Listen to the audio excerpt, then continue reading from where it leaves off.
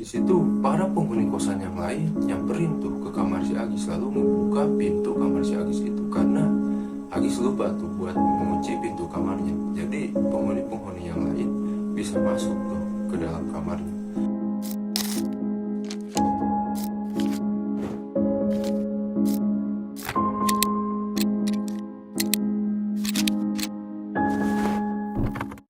Oke, assalamualaikum warahmatullahi wabarakatuh. Terima kasih buat kalian semua yang udah klik video ini.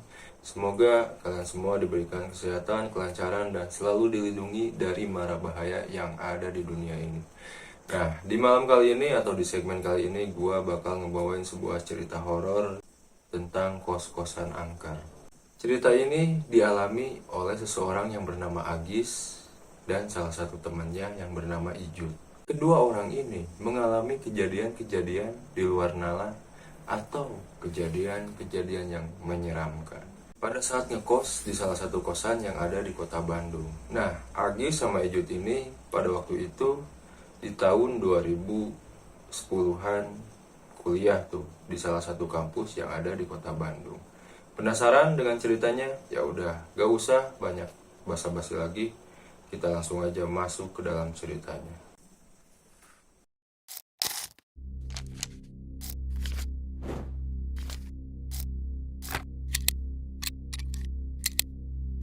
Waktu itu di sore hari tepat jam 4 sore, Agis sama Ijut lagi ngobrol-ngobrol tuh di teras rumah depan kamarnya si Agis.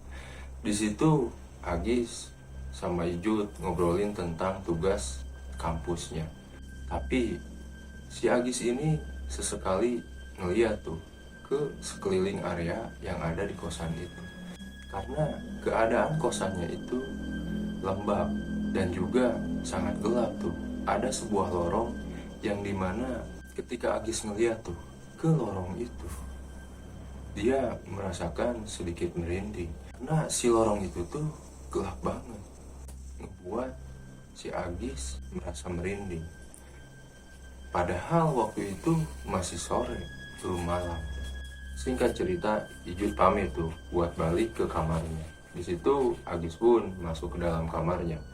Tak terasa adzan maghrib udah berkumandang tuh. Dari situ Agis langsung ambil air wudhu buat melaksanakan sholat maghrib. Kurang lebih 5 menitan Agis udah selesai tuh sholat maghrib. Di situ Agis membuka salah satu laptop yang dimana dia ngecek atau mau ngerjain tugas kampusnya.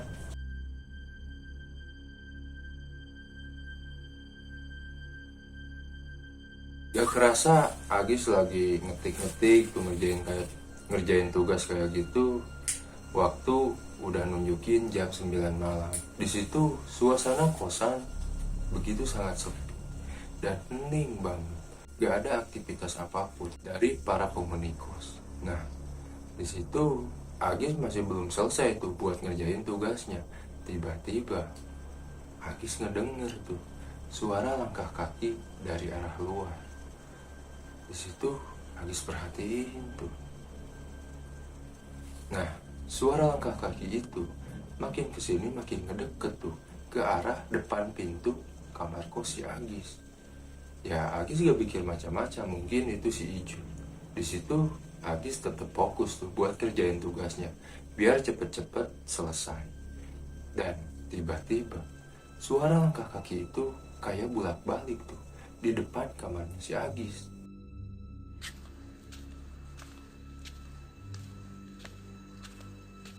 Di situ Agis penasaran. Dia buka itu pintu kamar kosnya. Pas dia buka, tiba-tiba gak ada siapa-siapa. Agis nengok tuh ke arah kiri dan ke arah kanan. Di situ Agis pas ngeliat ke arah kiri, pas di lorong itu ada sosok cewek yang lagi berdiri tuh memakai pakaian serba putih. Agis perhatiin tuh itu sosok, tapi nggak jelas mukanya karena seluruh mukanya itu tertutup sama rambutnya. Seketika itu Agis mulai merasa merinding. Dia nggak penasaran tuh buat ngecek atau nyamperin ke sosok itu. Dia langsung tutup pintu kamar kosnya.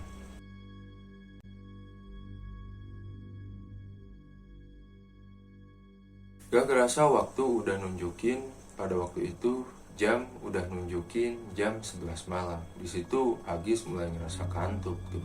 Dia mutusin buat langsung tidur. Tapi pas Agis mutusin buat tidur, dia tarik tuh selimutnya, terus gak lupa buat baca doa dulu. Tapi si Agis ini gak bisa tidur-tidur tuh. Udah nyoba baring kiri kanan, udah kesana kemari, tetap aja si Agis ini gak bisa tidur-tidur. Karena sesekali si Agis ini keinget tuh sama sosok perempuan yang ada di lorong sebelah kiri itu. Di situ Agis sedikit merinding. Dia nyoba tuh buka HP buat ngechat si Iju buat temenin malam itu di kamar kosnya. Tapi setelah dia chat gak ada balasan juga tuh dari Iju. Ya udah, dia mutusin buat telepon si Iju itu. Tapi si Iju itu gak ngangkat-ngangkat telepon si Agis. Ya udah, Agis matiin itu handphone, lalu maksain lagi buat tidur.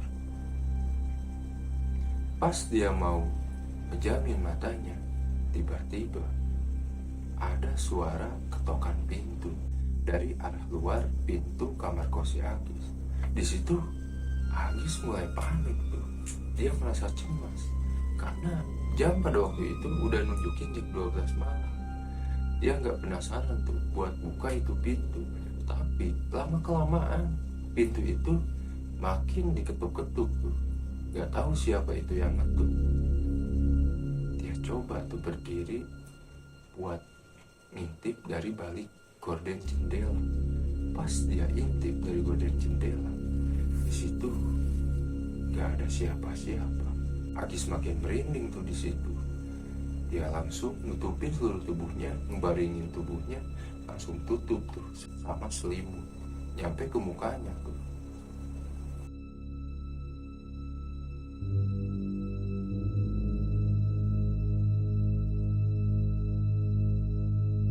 Nah, di situ Agis masih nggak bisa tidur dan tiba-tiba ada bunyi suara telepon masuk tuh ke handphonenya. Pas dia cek, itu telepon dari si Ijut. Dia langsung angkat tuh telepon dari si Ijut. Lalu dia langsung ngobrol tuh. Di situ Agis langsung minta Ijut buat nemenin ke kosannya. Tapi si Ijut ini bilang bahwa si Ijut ini gak bisa tuh karena dia lagi nginep di kampus, ada acara katanya. Ya udah, Agis cuman bisa pasrah di kamar kosnya itu. Dia langsung tuh matiin teleponnya, lalu putusin buat lanjutin tidurnya. Yang menjadi aneh, si Agis ini terus kepikiran sama kejadian-kejadian yang di luar nalar tadi. Sampai-sampai si Agis ini gak bisa tuh buat tidur. Baru aja mau menjamin matanya, tiba-tiba Agis ngedenger tuh suara endusan napas dari samping kanannya. Makin panik lah si Agis di situ. Karena suara endusan napas itu berat banget. Terus siapa juga kan? Gak ada orang, gak ada siapa-siapa selain si Agis sendiri di kamarnya. Makin kesini itu suara makin kedengar dan berpindah ke arah atas wajahnya. Tapi disitu kan si Agis ditutup tuh sama selimut, gak bisa ngeliat tuh ada apa di atas wajahnya itu. Makin kelamaan Agis makin keganggu tuh sama suara endusan napas yang berat itu. Karena penasaran, Agis buka lah. Takutnya itu hewan, kucing atau apa. Pas dia buka, itu selimut.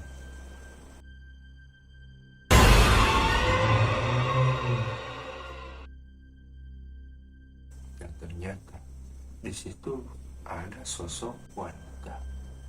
Mukanya begitu sangat menakutkan. Mukanya rusak, rambutnya ikal. Terus sosok itu ketawa-ketawa, ketawain si Agis ini. Di situ Agis ketakutan. Dia nggak bisa ngapa-ngapain. Tubuhnya tiba-tiba ngepres, gak bisa gerak. Mau teriak gak bisa. Dan gak lama dari itu, si sosok perempuan yang mukanya rusak itu nyekik leher si Agis. Nyampe-nyampe si Agis ini gak bisa napas. Di situ sampai pada akhirnya Agis ini bisa teriak-teriak tuh, minta tolong sama anak-anak kosan yang lain. Tolong, kayak gitu. Dan gak lama ada beberapa orang yang nyamperin tuh ke kamar si Agis. Di situ dua orang itu manggil-manggil tuh, Mas, kenapa Mas? Agis langsung berdiri. Di situ Agis terengah-engah tuh, napasnya kayak lagi sesak. Di situ Agis jawab, tadi Mas, tadi ada sosok yang menyeramkan Mas, nyekik saya. Hah? Kedua orang itu saling pandang tuh. Mereka sedikit keanehan. Lalu kedua orang itu nanya tuh, maksudnya gimana Mas? Itu ada sosok apa maksudnya katanya. Situ Agis ngejelasin tuh, sampai pada akhirnya si Agis ini gak berani tuh buat tidur di kamarnya sendiri. Nyampe si Agis ini ditemenin sama dua orang itu tuh.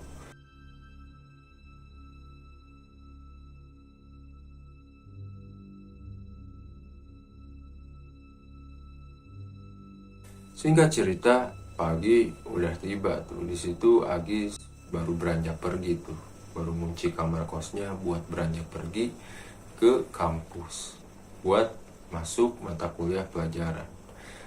Sesampainya di kampus, di situ Agis ketemu tuh sama si Ijo. Di situ Agis langsung tuh ngobrol-ngobrol sambil nyeritain tentang kejadian semalam. Sebenarnya pas si Agis nyeritain kejadian semalam, si Ijut ini sontak kaget tuh. Di situ Ijut ngejelasin bahwa sosok perempuan yang menyeramkan itu emang udah ada dari dulu. Si Ijut ini pernah juga diganggu pas waktu pertama kali ngekos di situ dan didatengin. Kata si Ijut ini, mungkin sosok itu mau kenalan Gis sama kamu.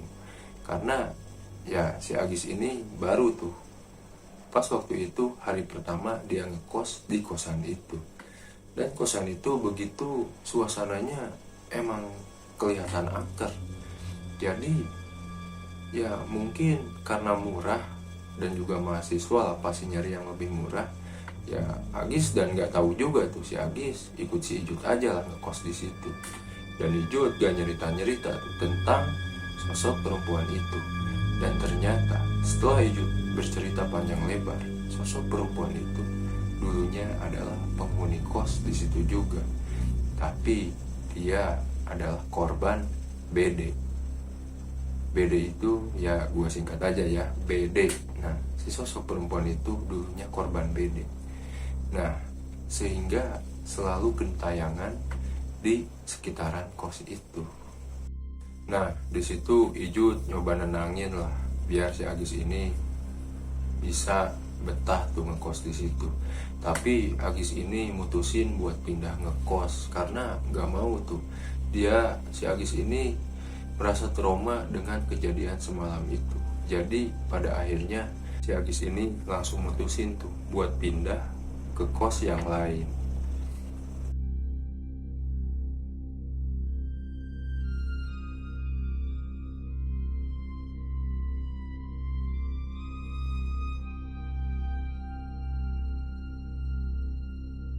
Oke teman-teman, mungkin itulah sedikit cerita dari kos-kosan angker yang ada di kota Bandung. Pada waktu itu Agis dan Ijut mengalami kejadian-kejadian yang di luar nalar. Tapi ini adalah sisi dari si Agis.